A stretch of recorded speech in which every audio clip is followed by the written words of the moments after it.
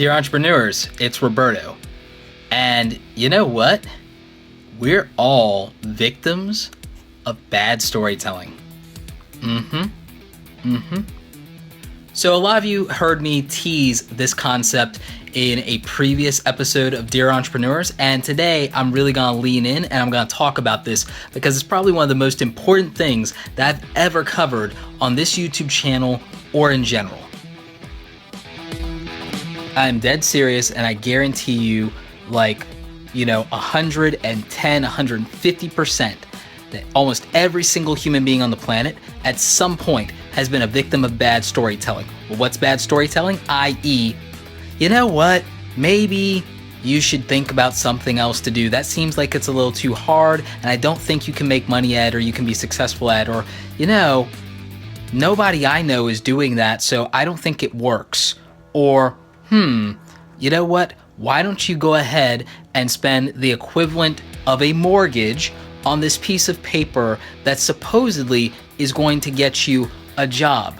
Oh, wait, you can't still seem to get a job? Well, maybe go back and spend another mortgage on 2 to 4 more years toward another piece of paper, and then maybe someone will believe that you're worth hiring. Anybody ever hear of that one? Or here's another one. Gee, why don't you go ahead and invest in this stock? How does that turn out for people? Now, for some people, that turns out really good, but you get my point here. A lot of people are not betting on themselves. A lot of people are not trusting their instincts or trusting real data, and instead they're trusting bad storytelling that only benefits and comforts, i.e. either the people promoting the bad storytelling or the people who derive more comfort for that. And I'm gonna get into some stories and anecdotes about this real quick. There are some of you watching this, and I have friends that are in this situation, I have mentees that are in this situation, that have gone to school not because they genuinely really wanted to go to college or even have enjoyed or gotten real value from the college experience, but because culturally it was expected from them and it's what their parents wanted. And by the way, in many cases, their parents aren't subsidizing and paying for their education, because mommy and daddy can tell you to go to college and see if it works out if they're willing to pay for it. But if you're gonna start your adult life 60 grand in debt, it probably should be more your choice than theirs. And guys, this isn't just a rant about college. There's infinite bad storytelling to go around. I'm not just gonna beat up on that. And by the way, I've done whole videos about reasons you should and shouldn't go to college for graphic design and creative things and so on and so forth. Look, if you're gonna be a doctor, a lawyer, a nurse, go to college, right? If you're gonna be a photographer, I don't see the point. You're gonna be a graphic designer, I don't see the point. By the way, if you're a graphic designer, I'm not gonna hire you because you went to college. I'm gonna hire you because you have the chops and the portfolio to make me more money. That's just real talk. And if there's a kid out there who has a better portfolio, better presentation, and more hustle than you, and you've got 4 years on them of college, and they've got 2 years of real world client services experience, guess which one of you I'm paying more? I'll give you a hint. I don't care about paperwork. Well, let's go another direction with this. How many of you have been talked out of something that you wanted to do because someone else didn't feel it was practical enough, and rather than help you make that thing practical, rather than help you create something awesome out of your idea, your concept, your skills, your talent, they talked you into doing something that they felt was going to be more secure or safe? And by the way, they had good intentions. It's still bad storytelling. You realize how many people tried to talk me out of doing anything creative and would have preferred that I went into politics or law? By the way, I probably would have been good at those things, but boy, do I feel like, and it's no offense to anyone in those professions, I feel, because of the things that I know about myself that don't make me a good person sometimes, I know that those things would have made me a loss as a human being, because I know that that is way too much power and way too much competitiveness for me to operate from a place of integrity, and that I wouldn't be good in those situations. That's me. I'm not saying that anybody in those situations is automatically bad or will do the wrong thing. I just know in those situations that I will become overzealous and overambitious. And so it's better for me to stick to creativity and marketing and business development, because in the world we live in, those things make me accountable and keep me honest. Like, I'm dead serious about that. It's nearly impossible to do like 700 videos being almost every social media platform and not be authentic and still actually be successful at those things. That's like, if you could do that, then you shouldn't be doing this. You should be an actor if you can fake that level of funk, because that's an Oscar-winning performance. And my friends will all tell you, I'm a sucky actor. Take this in another direction. The storytelling around immigrant Americans. I come from an immigrant family, but boy, is that a controversial political thing right now. And a lot of people aren't taking pride in their immigrant heritage and are trying to be more American and assimilate more if they live in this country. And, you know, I think that that's a shame, because I think the value of this country and what's made this country great is that we've been so inclusive and we've gained so much power from that. I mean, do you realize, like, how inclusive we are and how many great things we have because of the different cultures of people who came to this country with innovation and inventions and hustle and work ethic, and that it made us stronger? I mean, but that story is not being told nearly enough. We get instead this really negative pejorative of fear pushed on us. And I'm not being political here. I'm just saying that I think in general that the doctrine of fear, the fear in storytelling, is very negative for us as a culture and globally, I think, as a society, because here's the reality of it. There are people who are dead set afraid to do the thing that I guarantee would make them the most successful in life. Do you realize what would have happened to not just me, but the entire Create Awesome community if I'd let the fear of being on camera, the fear of putting myself out there, if I'd let bullies and trolls and imposter syndrome and any of those negative, fearful things dictate the course of my interactions with you, my creative career, that there's so much success for me that would have been left on the table. But more importantly, do you realize how many people would have been affected by that? How many people's lives would not have been changed? How many friendships wouldn't have been developed?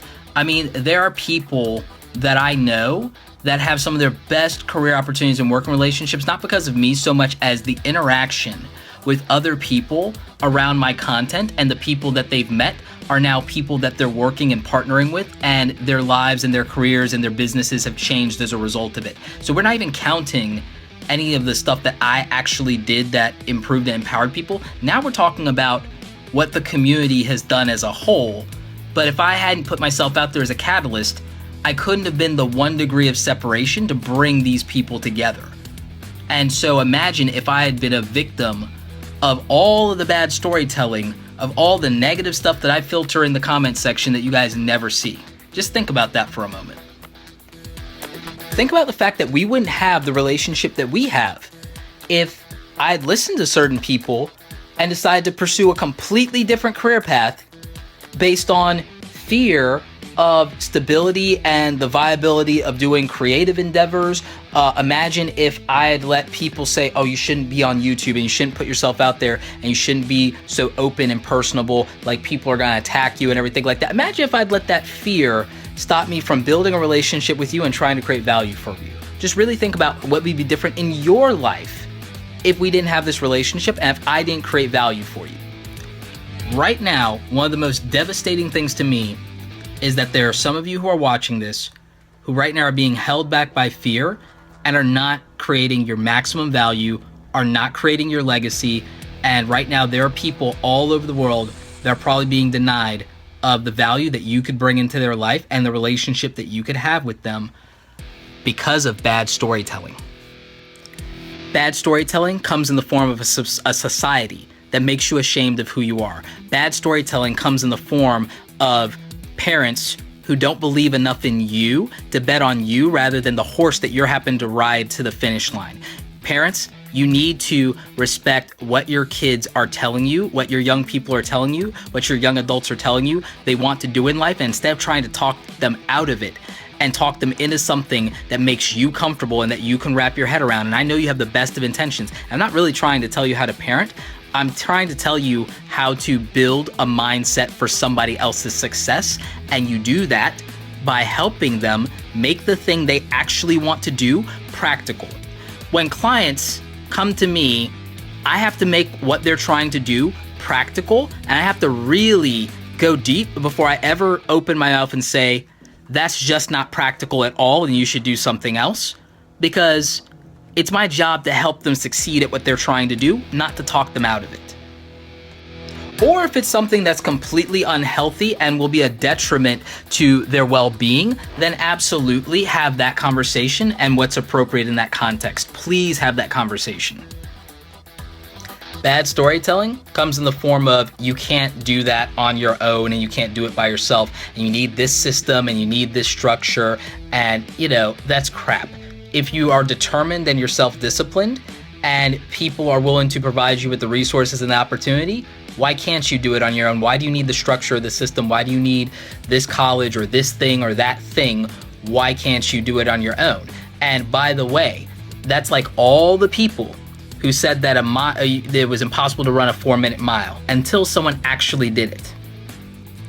If what you're trying to accomplish has been on some level done or something close to it has been done, the odds are that it can be done and that it's not impractical and that you just have to figure it out and that you might need some help.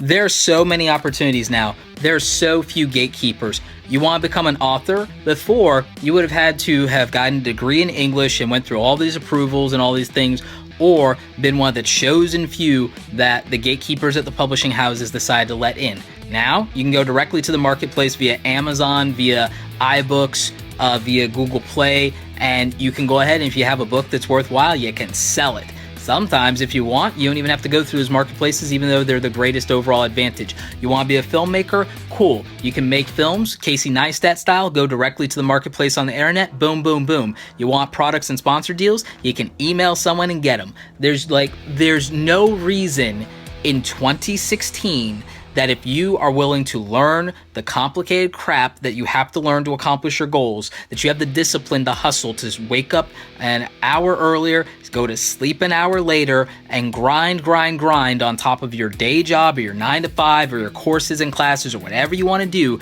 that there's no real reason that if you have the actual skills and ability that you can't be successful. There's just not. Because right now, you have the ability to market to the far majority of human beings on Earth, and you don't need to get to all of them or get dollars from all of them to make your thing practical or at least sustainable and make a good livelihood out of it. You just don't. I mean, we live in an era where people are making money playing video games. Anything can be made practical at this point. Just about anything. You want to be a photographer? You know what? You could do that and you could make a crap ton of money at it if you were going to do weddings or going to do this or do that. But let's say that's not your thing and that's not what you want to do.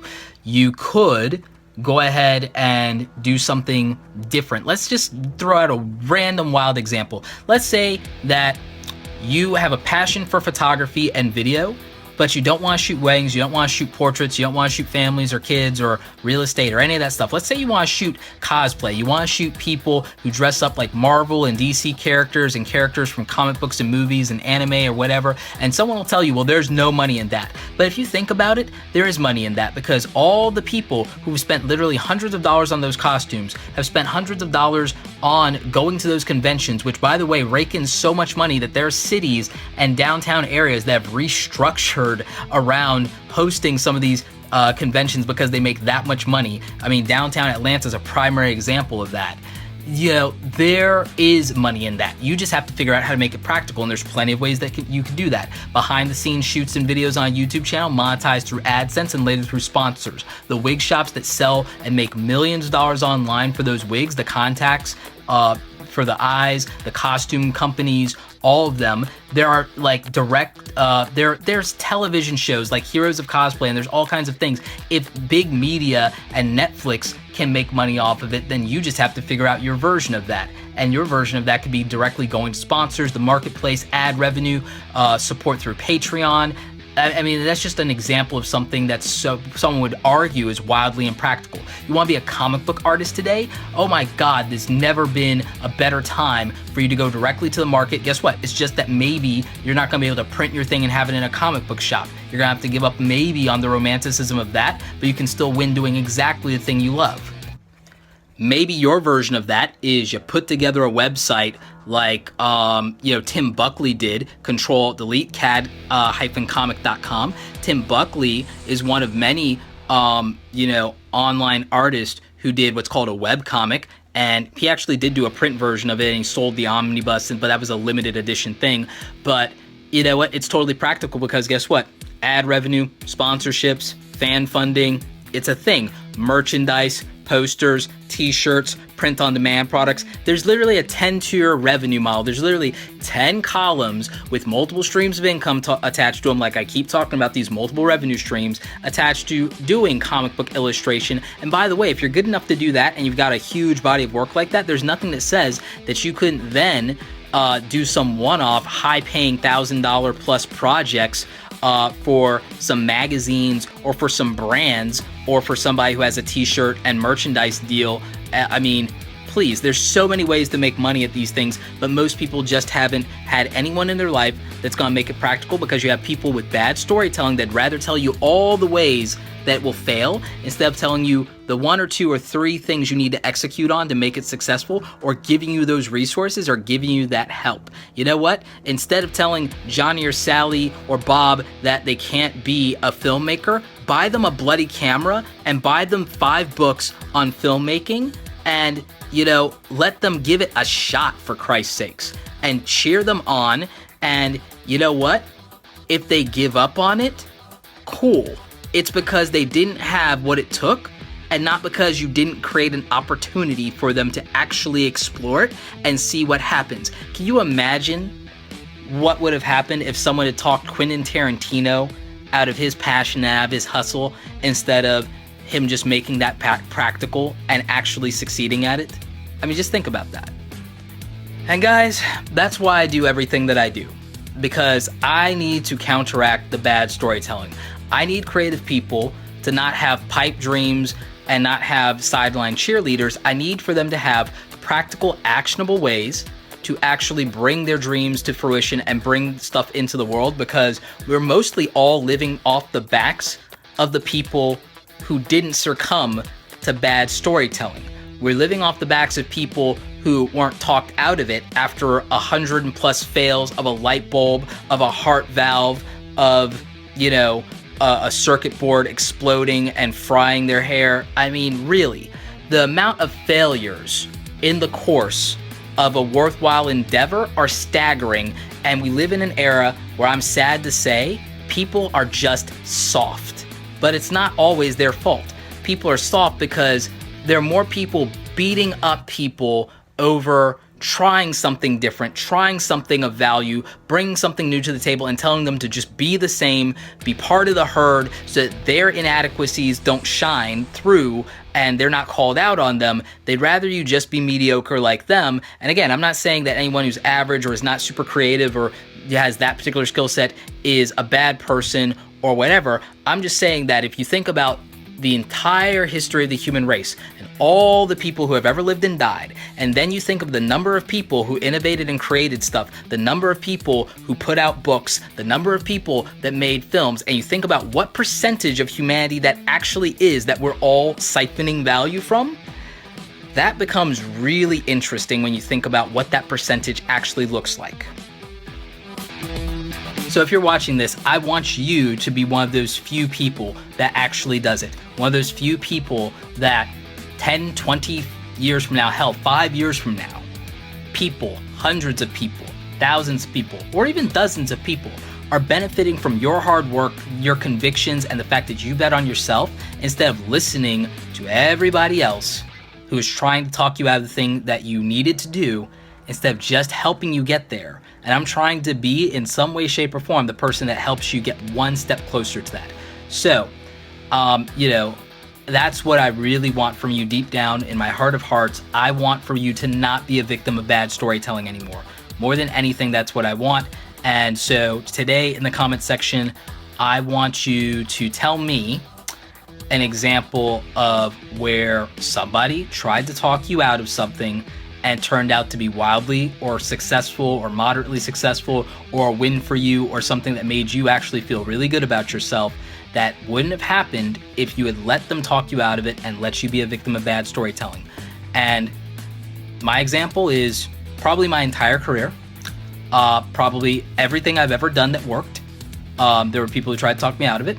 And obviously this YouTube channel, which is now very successful, 100,000 subscribers, generating a lot of good revenue. It's let me work with great brands like Dell, Western Digital, Lexar, Adobe. You know, all those successes has let me become a public speaker, speak at big conferences in front of hundreds and thousands of people. You know, it's actually worked out really well for me.